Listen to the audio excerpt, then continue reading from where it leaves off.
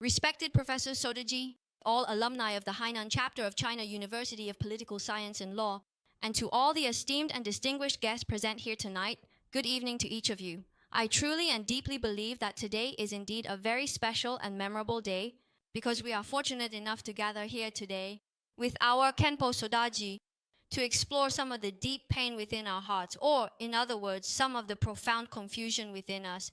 I am also very truly grateful for this wonderful opportunity and for the punctual attendance of all our distinguished guests here today. I also believe that here today, we will embark on a truly wonderful and indeed enriching journey of the soul. Next, we will then move on to our very first segment, the Leader's Address. We would now like to invite the organizer of this event, the president of the Hainan Alumni chapter of China University of Political Science and Law, to deliver a speech for us. Please give a warm round of applause. Good evening, everyone. A very warm welcome to our distinguished Professor Sodargye, honored guests.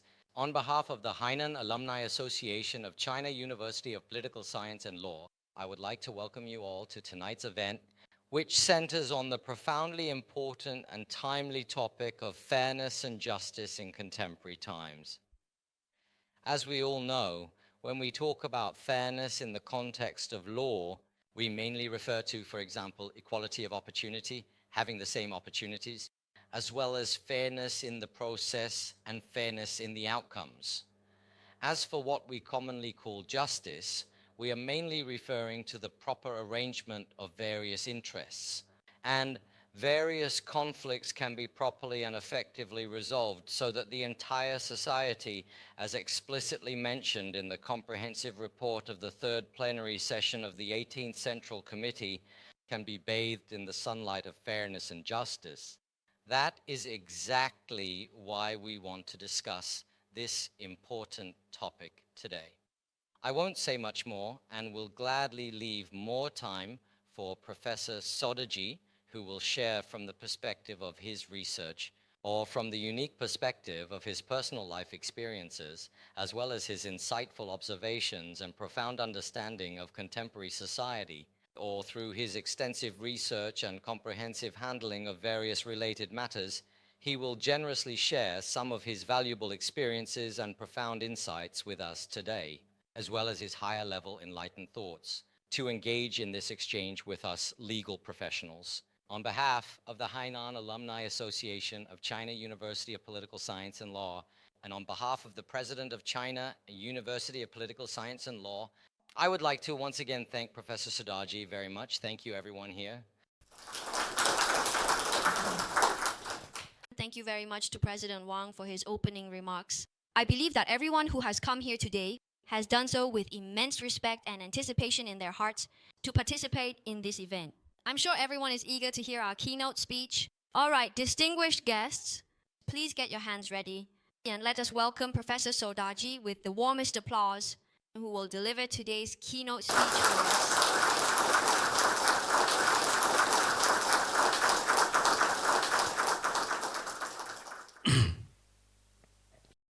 Respected President Wang, distinguished leaders, and esteemed scholars, I am profoundly and genuinely grateful for this truly wonderful and exceptional opportunity and for this significant and memorable occasion that we are sharing together here today.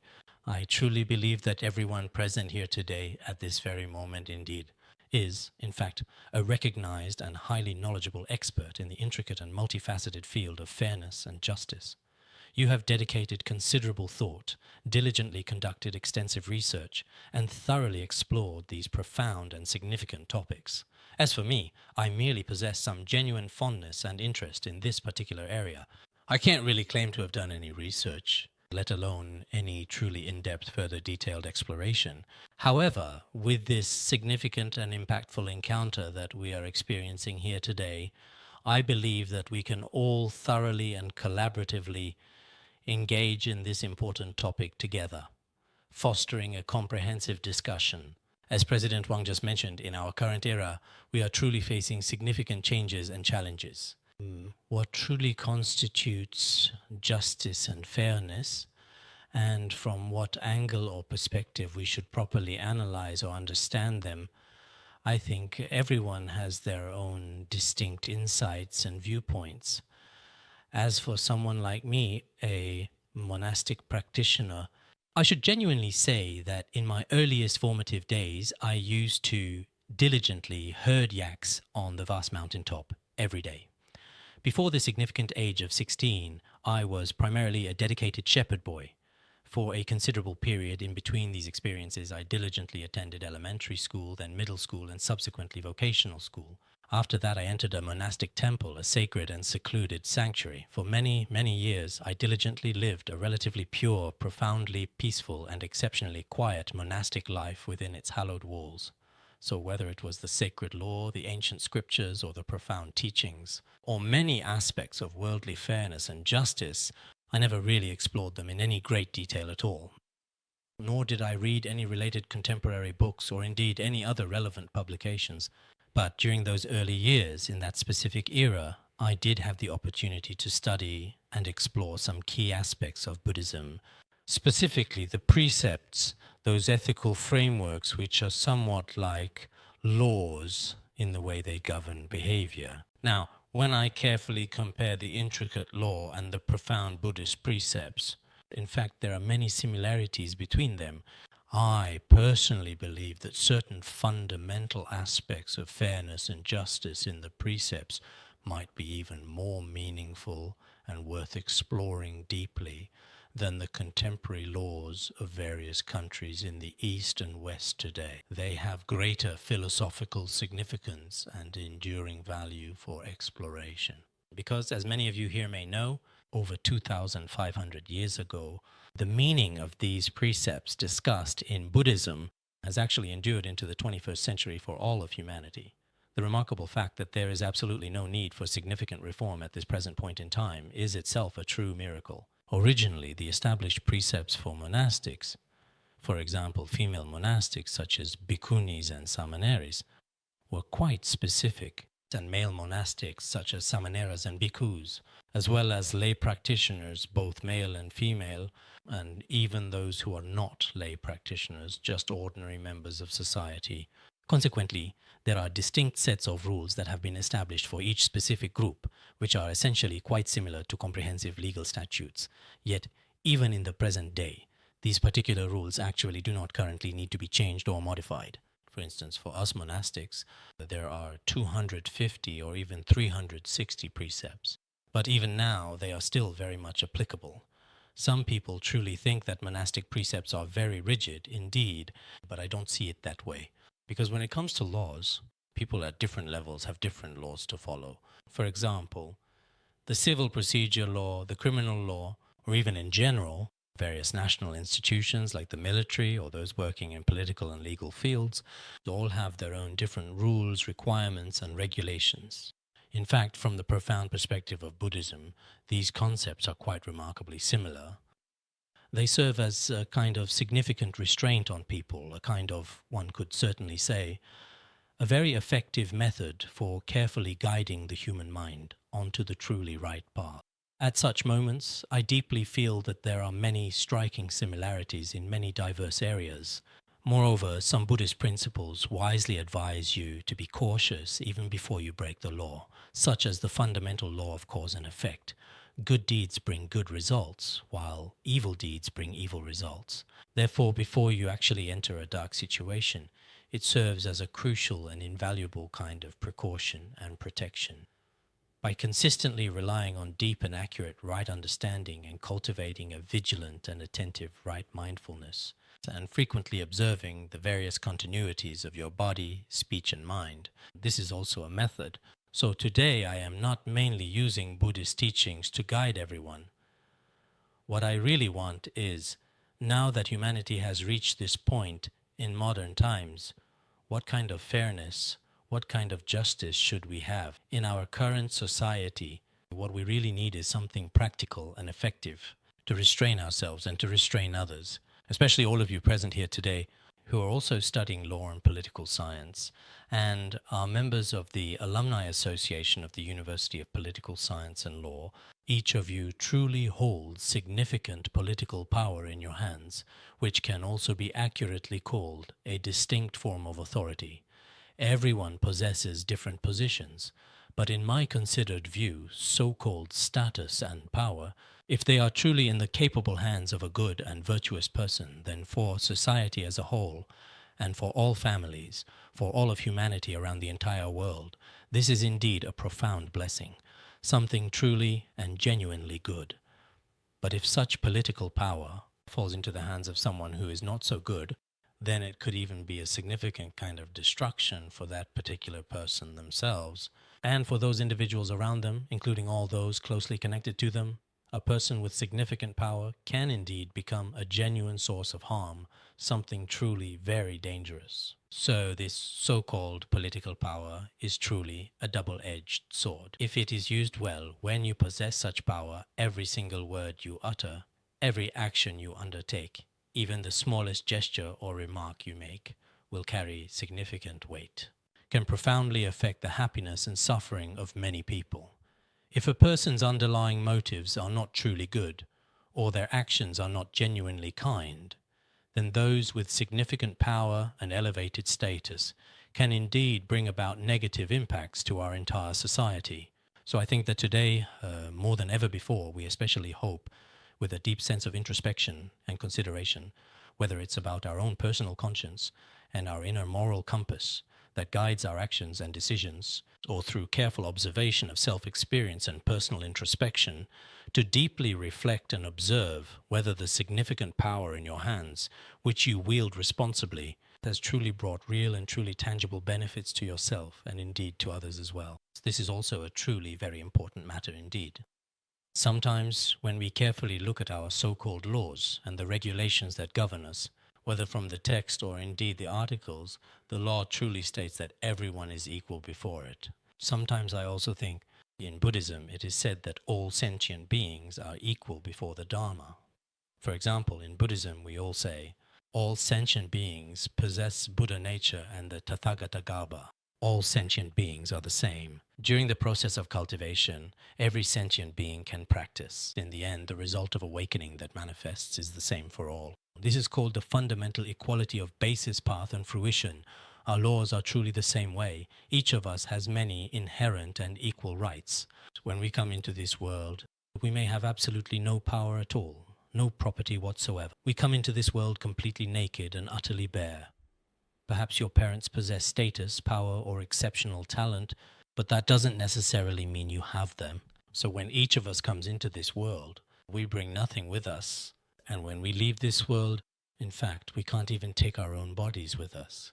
We also leave naked and bare, relying only on our consciousness and the winds of karma to depart this world. Therefore, during the time we are truly here among each other, especially for many of us, perhaps before the age of 20, we are diligently studying in school, living a relatively equal and shared life with many of our classmates.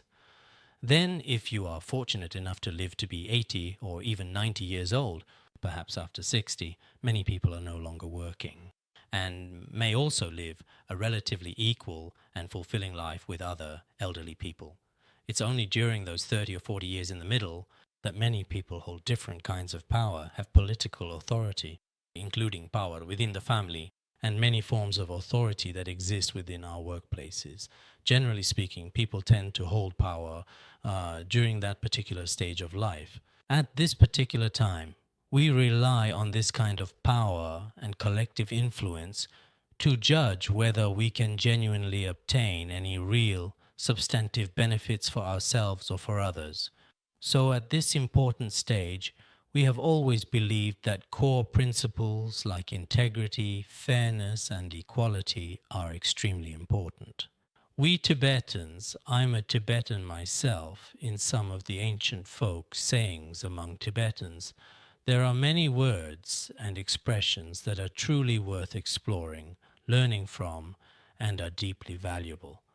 So what kind of cultural traditions and wisdom are passed down in these sayings? Oh, we might say someone is very good. He is extremely just and fair in his conduct. He treats everyone equally without discrimination, just like gold, unchanging and valuable, using gold as an apt metaphor for a person's noble character and personality. So what does this really signify? It means that when this person handles anything, he will not be biased in his judgment or decisions. He won't simply, just because of his own selfish interests, start to erase or deny the justice and fairness that belongs to others, or falsely accuse someone of a crime when they are innocent. He won't do all sorts of things purely for his own benefit. He won't act in such a manner. We know that pure gold always has a very high content, and it is incredibly valuable at any given time, in fact. Our inherent human nature actually possesses many admirable virtues and numerous profound strengths. But among these strengths, for a person, a leader in particular, especially a leader who holds significant power, he should always be able to handle all matters fairly and impartially in front of everyone. When diligently dealing with various issues, he absolutely must be fair and unbiased. As for me personally, I have also in the Buddhist Academy diligently pursued my studies in spiritual development and also participated in the management of the monastic community for many years. But during the process of management, I would remind myself again and again, no matter what big or small matters I am currently always handling, when I possess such authority and power, I must do my very best to be upright and fair in all circumstances and situations, and I absolutely cannot use this power to unjustly or arbitrarily punish others. Actually, this is very important. If many of us act in our personal capacity to help others or to repay kindness, that is a deeply personal and private matter for me. I consistently use my own valuable assets and unique personal abilities to genuinely help them. But if these very close and trusted friends of mine, I use collective power or show undue favoritism or preferential treatment towards them in various other manners that is inherently and fundamentally unfair and completely unreasonable.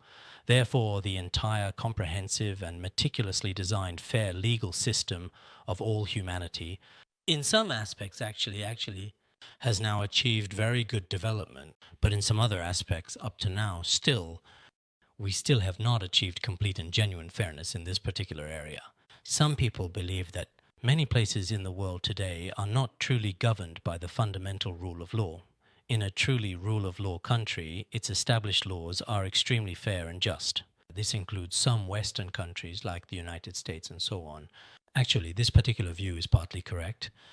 Indeed, their legal awareness and their legal systems are relatively well developed.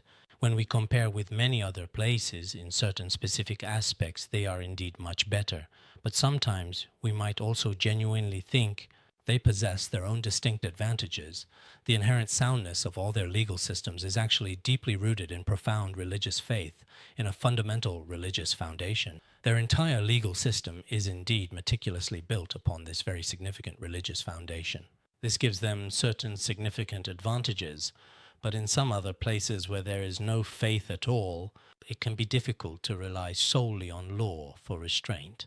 In fact, when you go to Western countries, you can see this as well. Their laws do indeed play a very significant and crucial role, but its foundation, its underlying essence, should be built upon several centuries of profound religious faith, with a universal religious belief as its fundamental base. If this essential foundation did not exist, then it would very likely be like building in the desert or constructing a tower on ice. There is indeed such a possibility. So every country has its own very particular characteristics, and it also possesses its own unique and significant history. That's precisely how I perceive it. Especially now, a considerable number of people genuinely believe that Western countries, including their fundamental principles of fairness, freedom, and justice, should have reached a very high stage, a truly advanced and sophisticated level of development. But in reality, the arduous and challenging path they've painstakingly taken to get to where they are today, at this very moment, has also profoundly involved many, many long and difficult years of immense hardship and continuous struggle, as you all know very well. Nowadays, countries that uphold the rule of law and advocate democracy, like the United States. At the very beginning, one could certainly say that globally, the unfairness and inequality between people there, along with the acts of discrimination, were indeed extremely severe. Everyone is well aware of the tragic and unjust situation between black and white people in the United States during that era. black people were forcibly turned into slaves and had no rights at all in society. Even their women did not have any fair policies or measures protecting them adequately. At that dark time, black people didn't even have the fundamental right to enter certain public places, including restaurants and hotels. They had no such rights at all. I remember there was a famous and celebrated American world champion named Muhammad Ali. He had won many prestigious world championships and boxing titles throughout his illustrious career. Once during that era of segregation, when he and his friend attempted to enter a restaurant, the restaurant staff immediately refused to let them in. "You can't come in here." He asked, "Well, why can't I come in? I am the undisputed world champion, Ali." But the restaurant owner said, "It doesn't matter if you're a world champion or not. No black people are really allowed in here." He was very extremely angry at that particular moment. Afterwards, as he was heading back, he crossed a big bridge. When he reached the middle of the bridge, he took off the gold medal from his chest in anger and threw it into the water below. He said bitterly, "From now on, I refuse to respect this country anymore. I don't even have the basic right to enter a restaurant. What's the point of respecting a country like this?" It was during this significant era, there was also an elderly black woman in one particular place who, because she refused to give up her seat to a white person, was unjustly sentenced and faced legal repercussions for this principled and defiant act. In order for her to receive just a proper and due fair trial, Martin Luther King at that time called upon everyone in the city to boycott the buses. It is widely said that there was an elderly woman who steadfastly kept walking, covering a remarkably long distance on foot. A kind-hearted driver generously offered her a ride, but she firmly said, "I genuinely do not want to take a ride. I will resolutely keep walking." She said, "By walking like this, I'm actually not doing it just for myself today, you know. Indeed, I should be truly responsible for my dear children and my grandchildren." It was just at this crucial time that they also launched many significant movements for justice and change. Later, Martin Luther King Jr. started a groundbreaking movement at Freedom Plaza in the United States, near the famous Lincoln Memorial. We also covered this important period in our high school classes, the "I Have a Dream" speech. His momentous and profound declaration was announced to absolutely everyone right there at that very moment. I have indeed previously watched his video on this topic. Actually, the situation back then was quite remarkably and fundamentally different from the circumstances we face today. That significant event, his profound declaration, was probably made in the year 1962. Indeed, his powerful declaration was officially made in 1962. Later, in the year 1964, he was deservedly awarded the prestigious Nobel Peace Prize. Dr. Martin Luther King Jr. honorably received this esteemed Peace Prize. I once translated his famous "I Have a Dream" speech, as well as his Nobel Peace Prize declaration, into Tibetan. Many published books also include it, and it's also included in some courses. I've translated other texts as well, but who could have truly imagined back then? At that significant time, in his profoundly impactful "I Have a Dream" speech, he famously said, although 100 years ago, President Lincoln had declared here, "The end of discrimination and contempt against black people. 100 years have passed since President Lincoln passed away in 1865, so 100 years had already gone by. But our country still had not achieved equality, nor had we truly gained such profound freedom and lasting peace." That was precisely what he articulated at that specific moment in time. However, as the years progressed, you see, with the significant event of President Obama eventually coming into office, it's important to recall that he was born in the year 1961. I distinctly remember thinking at that particular juncture, when the esteemed Martin Luther King Jr. made his powerful declaration in the significant year of 1963, President Barack Obama was probably a very young child, about 2 years old then. But who would have truly thought that later black people would also have the remarkable chance to become president of this nation? Sometimes when you look at it, whether it's in Western countries or anywhere else, whether it's truly about human equality or global peace, in some significant aspects, it might take 100 years. For example, for them, from President Lincoln to President Obama, it took nearly 200 years in history before black and white people could truly be in the same classroom as equals, actively participating in any activity at precisely the same time. This is something we primarily see from the Western world. Nowadays, many people genuinely think the West is very fair and just, but actually, if you look at their sense of fairness, sometimes from the perspective of ancient history. It truly is indeed quite the case that many Asian countries might not have experienced such pervasive and deeply entrenched discrimination. We can also clearly observe sometimes during the historically significant spring and autumn and warring states periods that these Eastern countries also consistently placed a profound and unwavering importance on the principles of peace and the fundamental concept of equality. In the past, the renowned Confucius once said this important teaching: those who have a country or a family should not worry about scarcity of wealth, but about inequality and unfairness. Do not worry about poverty alone, but about instability in society. He said something to this effect, right? What he truly meant to convey was that whether it concerns our beloved country or our cherished family under any circumstances, we should never be concerned about the absence of sufficient wealth or abundant resources. But we should be concerned about inequality and uneven distribution of wealth. We shouldn't worry about having too few people in the country, but rather be deeply concerned if there is no peace or security among our people. Looking at some of his influential mainstream ideas at the time, everyone should be treated with fundamental equality. He was also firmly against any form of excessive prominence, high social status, or exceptionally striking physical looks, as well as being overly weak, physically fragile, or economically poor, and so on. Fundamentally, everyone should genuinely prefer to live a relatively balanced, equitable, and harmonious life. At that time, it was also widely advocated that if you carefully compare Eastern and Western cultures, the United States at that particular time basically hadn't even formed its own proper sovereign territory yet as a nation.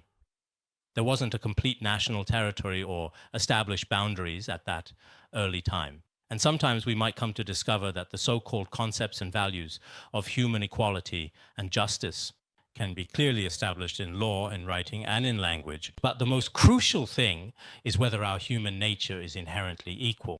This is an extremely important point, because after all, the law itself is just merely words on paper, and these very important words are ultimately controlled and interpreted by people. Moreover, sometimes these particular words can be interpreted and understood quite differently by various individuals. Indeed, there are also different ways to use them. At such times, if our fundamental human nature does not truly achieve genuine equality and perfect balance, just as the profound teachings of Buddhism instruct us to treat all sentient beings as if they were your very own parents, if we could do that, then perhaps true and genuine fairness could be fully and completely realized. If we could achieve true fairness in the application of law, then perhaps lasting justice and widespread benefit throughout the world and many other positive and constructive aspects of society could truly come to the forefront and be prominently displayed. So nowadays, we do indeed sometimes observe that we truly need a certain kind of self-restraint and a deeply personal faith.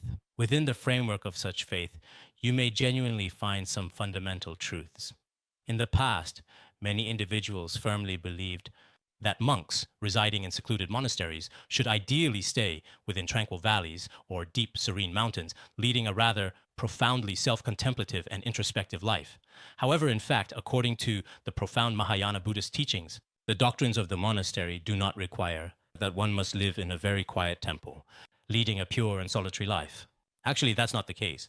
The truly altruistic spirit of Mahayana Buddhism should be widely present in various parts of our society, in educational institutions like schools, in local communities, and among all people throughout society. It truly needs to be actively spread, thoughtfully shared, and diligently promoted. Every dedicated Mahayana practitioner genuinely has this significant responsibility and important obligation.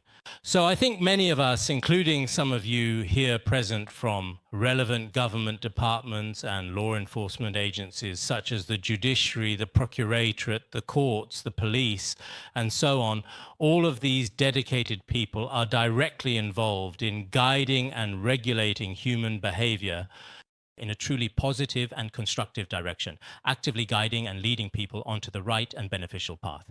This is precisely the significant and impactful kind of essential role you consistently play. At such crucial times, deep within our own innermost hearts, we should have an attitude of equality toward all sentient beings, or rather, let's just say all people. We should always strive to treat all human beings with complete equality and profound respect. This principle is exceptionally important. In the profound teachings of Buddhism, it is widely understood that all sentient beings inherently possess the precious Buddha nature. Now, in the ordinary, everyday worldly sense, maybe you don't accept this. It's also fine if you don't accept it. But what exactly is it that we should really acknowledge? Actually, every person desires happiness, and every single person truly fears suffering. It's just that in the course of their own survival and daily life, some individuals do truly bad things for significant material gain and personal advantage, while others act out of their own greed and desire, or because of intense anger, profound hatred, or uncontrollable rage, and so on. Driven by such powerful impulses, they commit various wrongful acts. After doing such truly bad things, how exactly should we deal with them? No matter how we carefully and thoughtfully handle it, to measure it with a very fair and equitable standard. When we make such important judgments, our inherent human nature, sometimes indeed even for truly very good people or deeply compassionate religious figures, can influence our perspectives, or for some wise and enlightened rulers. It is still very difficult to be completely free of selfishness. In the Ming Dynasty, the founding emperor Zhu Yuanzhang, everyone should certainly know about him as he was a pivotal historical figure. After the fall of the Yuan dynasty, he was indeed the very first emperor, establishing a new and powerful dynasty. From a historical perspective, he was quite remarkable. He ruled for about 30 years. Once, in order to understand the lives of the common people, he began to make inquiries into many aspects of their lives. When the emperor went on these visits, he didn't act like an emperor at all. He wouldn't bring an entourage. He would personally go among the ordinary people as a private individual and mingle with them to learn about the hardships and joys of their lives. On one particular occasion, because the weather was extremely dry and arid, and he was feeling especially tired, and during this particularly exhausting and demanding process, a kind farmer offered him a refreshing cup of tea. After drinking it, he felt especially comfortable and was very grateful. He was also deeply moved. He then made a promise to this kind farmer.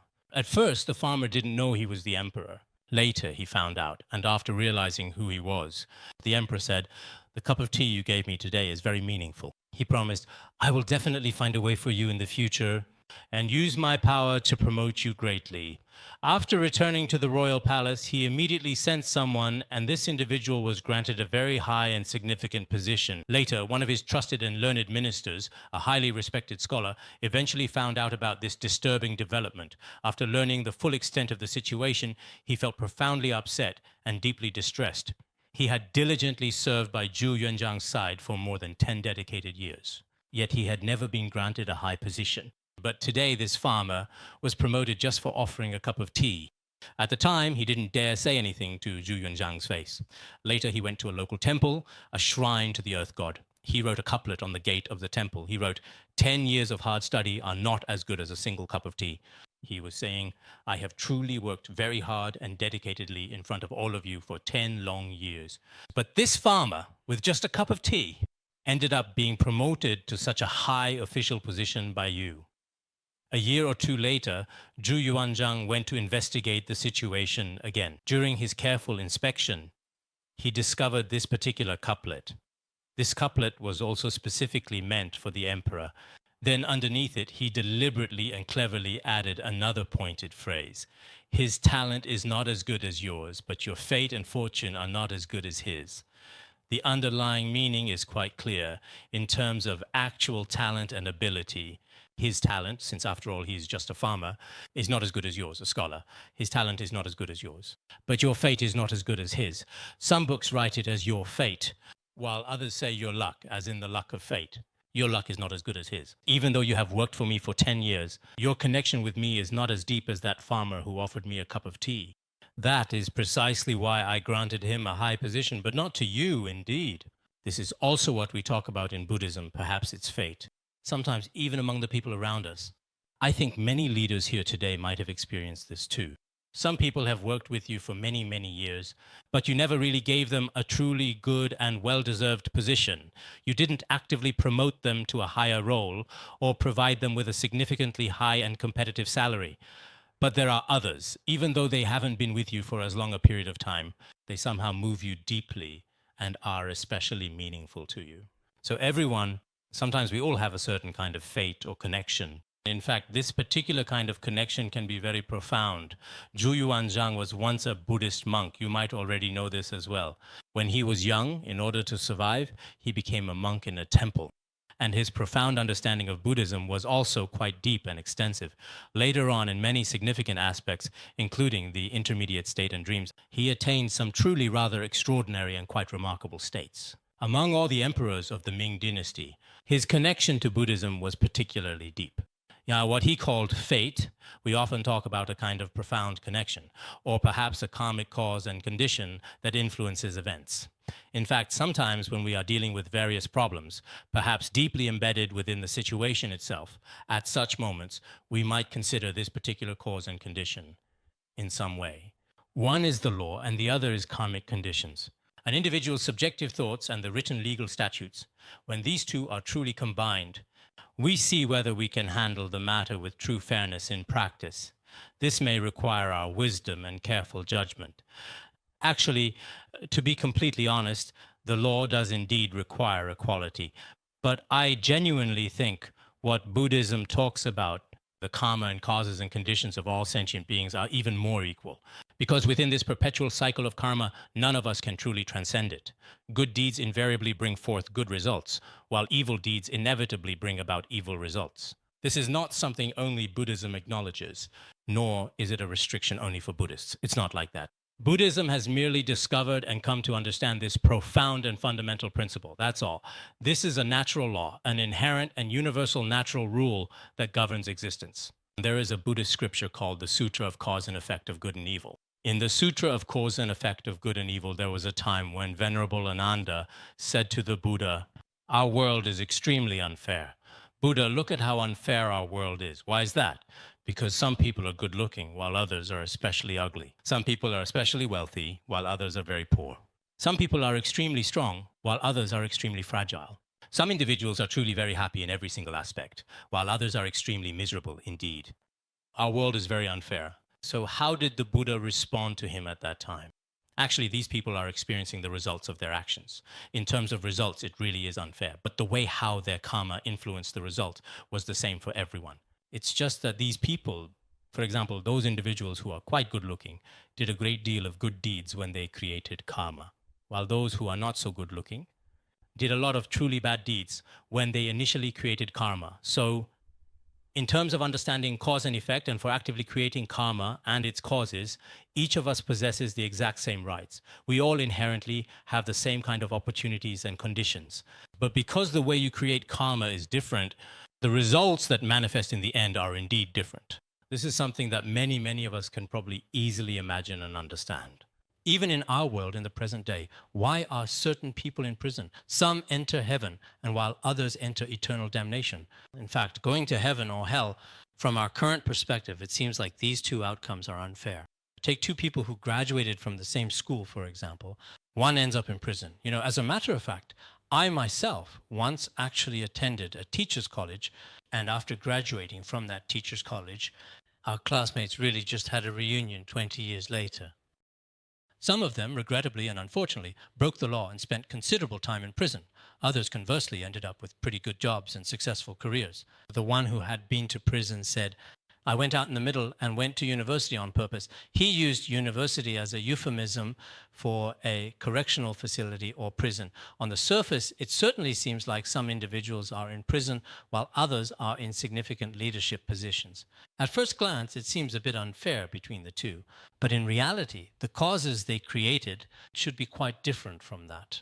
Because one person did bad things and eventually ended up in prison, while another worked diligently and conscientiously, step by step, building his life, and later truly achieved a good position and a job that he genuinely enjoyed.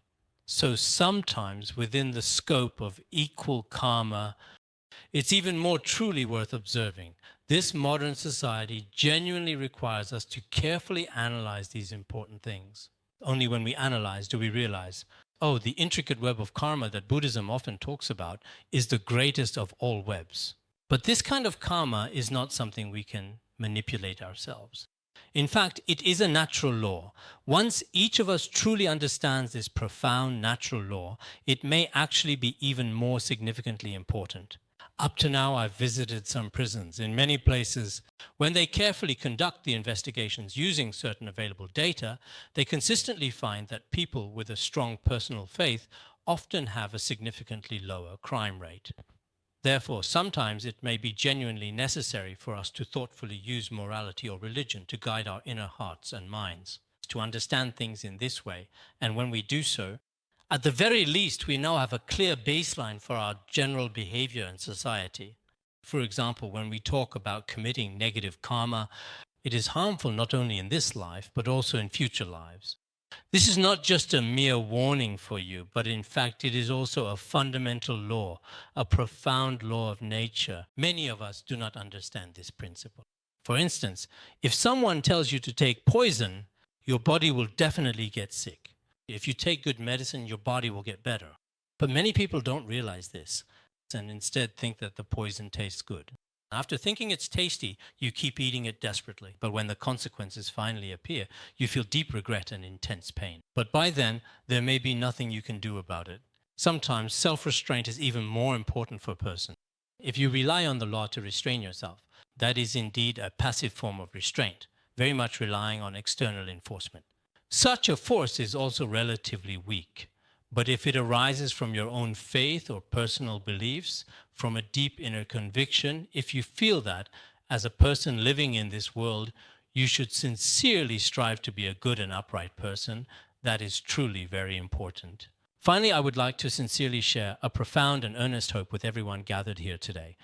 I genuinely hope that each and every one of us present in this room will thoughtfully and effectively make full use of your inherent power and influential position in the future for the betterment of all. Or when you utilize your own personal and unique wisdom, it is truly and genuinely very necessary for us to personally be upright and ethically fair people ourselves. This is deeply important because, from the profound Buddhist perspective, it is a fundamental and guiding principle. Upright and fair people are, in fact, consistently and truly protected by many benevolent white Dharma guardians who frequently offer their assistance, bestow blessings, and provide unwavering support to them. There are many, many Dharma protectors that we cannot see with our physical eyes, who will also sincerely bless and support you. This is also a very good thing. Moreover, if we act fairly and uprightly, then in fact many favorable conditions will naturally gather around us. You may not notice its meaning or effect right away, but it will quietly begin to show over time. But in the foreseeable future, it will indeed be very, very beneficial. And when we do something that is truly upright, even if you may not fully succeed in this particular matter, but in fact, from the profound perspective of your own conscience and from the perspective of your own character, you can still live with yourself. Once we just leave this position right here, when we have already given up this particular job in the entire course of our professional lives, it is truly something to be immensely proud of. It is indeed a very profoundly meaningful and significant thing to have accomplished. So I truly think that many wise and insightful people on their profound journey through life may indeed encounter many valuable opportunities and significant chances. So when we make use of such opportunities, we should do things that we can truly be proud of and have no regrets about. We should try our best to do things that are genuinely meaningful for society and for humanity. This is very important. In fact, living in this world, it is truly essential. It's not just solely about reproducing and raising our own precious offspring, or about living a smooth, very comfortable, and truly happy life for ourselves. That is indeed the value system of most ordinary people. But more importantly, as we exist and continue to thrive in this vast and intricate world, we should bring real benefits to those around us and to humanity as a whole. We should bring genuine benefits to others, especially when we observe individuals who are currently facing severe legal punishment or those who are profoundly suffering in this world. We should always strive to do our utmost, putting forth our very best effort. And wherever comprehensive help or substantial support is genuinely needed, we should certainly endeavor to offer them a much more relaxed and significantly easier opportunity. I truly believe that for many of us, after all, we are inherently human beings. And sometimes we truly need to carefully put ourselves in others' shoes. If I were really in their situation, I would consider, What specific kind of help or assistance would I genuinely need in this particular situation? If he were to find himself in my exact position, how precisely would he choose to treat me? Actually, sometimes it is the case that people may, when you have significant money and substantial wealth, you may not always notice that there are still many people around us who truly need help, some rather unfortunate people. At such crucial times, we should use our own inherent wisdom and considerable influence to make a positive difference. Even if it's just to help one person, even if it's just for a short period of time, even if it's only to relieve part of their suffering, I genuinely believe that it is very necessary. In fact, a significant majority of people, especially individuals such as yourself, many of them probably do not have to worry excessively about their own personal lives. What we might worry about instead is always wanting more, always wanting higher, always wanting something much more superior. Human greed and desire are truly endless. At a certain critical point, if you genuinely can't control yourself and have to solely rely on others to restrain you, it then becomes exceedingly difficult. So, among all people, the very best kind of person is actually someone who knows their limits. At a certain point, they know for themselves that now is the time to do what they should do. Actually, sometimes I think that for many of us, when you have the capability and available resources, at the very least, you should utilize your resources to genuinely help those who truly need assistance. Those whom you can help and those whom you ought to help, we should extend our hands to people like this, and there are many forms of help we can offer. Material wealth, too, can be used as a means to assist and benefit them. Or you can offer them comfort, guidance, and direction on a spiritual level, even within the bounds of the law. As long as we do not violate it, there are still various ways and means through which we can help them. At times like this, as people living in this world, actually sometimes many people may be very ignorant, and because of their ignorance, they quite often fall into traps. At such times, indeed, they truly need voices urgently calling for help from all possible directions and supportive hands reaching out in genuine support. This is indeed something absolutely essential for a great many people. Therefore, I strongly believe that in any given social group, wherever there is fairness, wherever there is justice, wherever there is genuine equality, then there should also be true happiness. There should be justice, harmony, and a real sense of well-being there as well. But if there is no fairness, and those with power and influence begin to systematically take all the accumulated wealth and valuable resources from the truly weak and genuinely vulnerable members of society, then there can be absolutely no lasting happiness or genuine well-being found there. So I often hear discussions about certain specific countries, for example, some nearby and significantly impoverished countries. In places where they do not possess a sound and effective legal system, no matter how much money is given discreetly under the table, the law is simply not properly enforced. In such unfortunate cases, society will inevitably not be stable or peaceful. People will not feel secure in their hearts, nor will there be any guarantee of happiness. Therefore, each of us, including law enforcement officers, should always truly use our conscience as a standard of balance, whether dealing with all our family or within society. And on this fundamental basis, we should always do our utmost to diligently protect our legitimate rights and vital interests. And we should often deeply reflect, if I were truly in someone else's particular position, what exactly would I do? If others were really in my place, how would they just think about it? This kind of perspective taking is called exchanging self and others in Buddhism. The practice of exchanging self and others is considered a very supreme and profoundly significant practice within Mahayana Buddhism. So I sincerely and earnestly hope that everyone here, when diligently making effective use of your various platforms and resources, we actually have a lot of opportunities now. We possess a deep and abiding compassion for all the people below us. I also maintain a strong and unwavering sense of fairness towards those who are at the same level. We hold a profound sense of awe and genuine respect for our superiors. Such a truly benevolent and understanding heart actually makes human beings live meaningfully and harmoniously in this world. It is also indeed essential. If we truly don't have wisdom, it seems that such a person is not respectful to their superiors. They also do not get along with people who are their equals. This often leads to contempt and aggression against those below them. In that case, one's own humanity cannot be considered truly kind. Therefore, if each of us can cultivate a heart filled with kindness, tolerance, and goodwill, then throughout the journey of life, whether we are rich or poor, whether you have status or not, it is actually very meaningful. Nowadays, many people's values are such that, oh, if someone is wealthy and successful in their career, they are considered very successful. If someone has no money, no status, they are seen as unsuccessful. In fact, whether one is successful or not is not determined by money. Nowadays, because the study of success is quite popular and widely discussed in society, it has become a significant topic. For this reason, it seems that success or failure is only about whether you have money or status. But if we truly and genuinely have a profound sense of fairness in our hearts, no matter when or where it is, then we must act accordingly. Maybe society recognizes it, maybe society doesn't. But from the perspective of deep within our own hearts, if we possess a profound sense of kindness and an unwavering commitment to fairness, that is a true standard of success. So sometimes what people consider success isn't necessarily so. Sometimes when I look around the airport, all the books and CDs are truly about the profound study of success, while those books and CDs that truly cultivate love in our hearts are almost nowhere to be found. Everyone is talking about how to run a business, how to get rich, how we should strive for these things. But actually, the inherent probability of achieving that kind of extraordinary success isn't very high at all. Not everyone can truly become a figure like Bill Gates, Warren Buffett, or Jack Ma. If everyone genuinely wanted to become a Fortune 500 entrepreneur, that would be very difficult.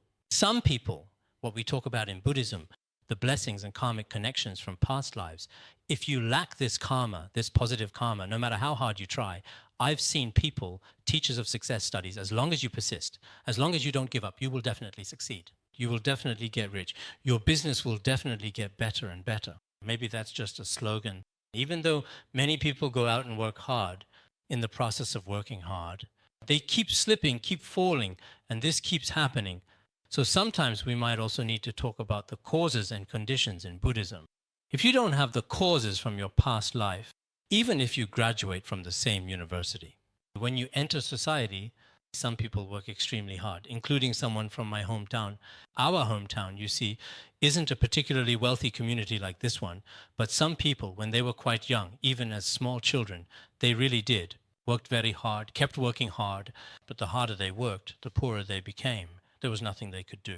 Some people, when they were young, weren't that hardworking, but still managed to live a relatively happy life. Of course, in our work, we need to be diligent and put in effort. This is a kind of cause and condition. But if you never give up on all causes and conditions, that's just an external form.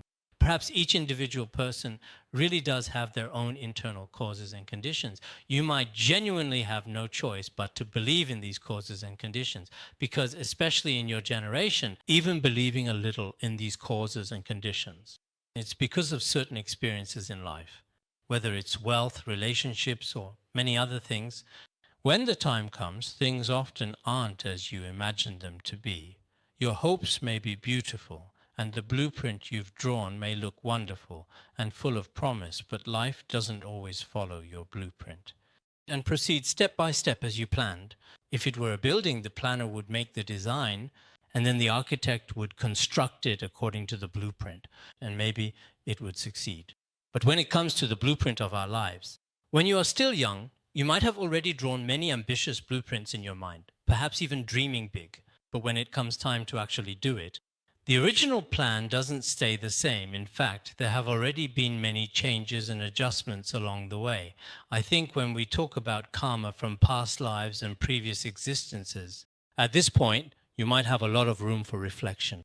So sometimes, indeed, in life, we not only need material things from all aspects, development, progress, and knowledge in these areas, as well as scientific knowledge. These are also necessary, and management studies, these are needed too. But sometimes what's even more important is to reflect more deeply on our lives. Perhaps there are some karmic connections from past lives, and maybe we also have various karmic connections in future lives. At such times, the deeper our reflections, the more helpful it is for ourselves. So there are some truly profound Buddhist teachings that I really hope. It's not because Buddhism is simply merely a religion, or to brainwash everyone or preach to each person. That's not my intention, not even in my dreams. But I think it is a kind of wisdom, a form of education. If many people could understand its principles, perhaps in your life, in your daily living, many problems that seem hard to solve might have already been resolved. So in the past, Mr. Lu Xun, he was a prominent figure. He also read the Sutra of Wise and Foolish and the Yogacara Bhumi Shastra. Later, he said that Shakyamuni Buddha was a great philosopher. He said, the major life questions that we work so hard to study, so many of life's important issues, he had already studied and resolved them very clearly long ago. He discussed this matter with his close friends. It is also mentioned in Lu Xun's renowned works. I have specifically looked this up and checked it before. So sometimes indeed, after great people reflect deeply, they come to realize that some ideas from over 2,500 years ago, even today, these principles still possess a remarkable vitality, usefulness, and practicality. Whereas some of our own ideas, precepts, and laws may be constantly changing with different eras. But even today, they may not be truly perfect. So we hope that everyone here today can use a truly fair, equal, and wise perspective to observe others and to reflect on themselves. If something is meaningful, we can accept it. If it is not meaningful, whether it comes from religion, worldly knowledge, or any other field, each of us has the right to abandon it, to discard it. Everything should be approached with scientific and fair-minded wisdom. No matter who says it, as long as it is something truly meaningful to our modern times, to the rich history and diverse society of all humanity, we should accept it with an objective and open attitude. As for those things that are meaningless, no matter what kind of knowledge it is, we should be willing to abandon it. All right, that's all I have to say. Okay, let's give a round of applause to thank our professor, and let's ask our staff members to present flowers to Professor Sodargye as a token of our gratitude.